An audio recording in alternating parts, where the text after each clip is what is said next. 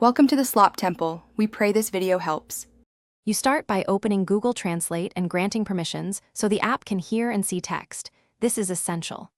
Once done, tap the language selectors and pick the language you speak and the language you want. Make sure to set the Detect Language option if you're unsure. Now, position your iPhone so text or speech will be clear.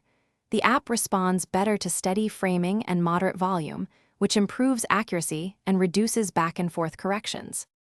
Next, use the voice and camera tools to translate in real time. Tap the microphone, speak a phrase, and watch the translation appear. Speak clearly and avoid overlapping speech to reduce errors.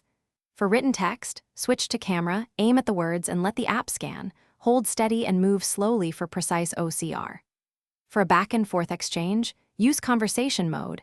It alternates speakers and keeps the flow, which is faster than manual tap translate cycles.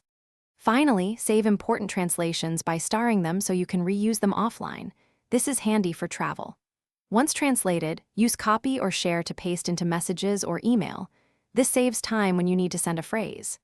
If results are wrong, make sure permissions, language choices, and internet or offline packs are correct, and force close, then reopen the app. If issues persist, update the app.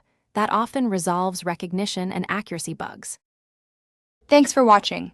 Consider subscribing if we helped you.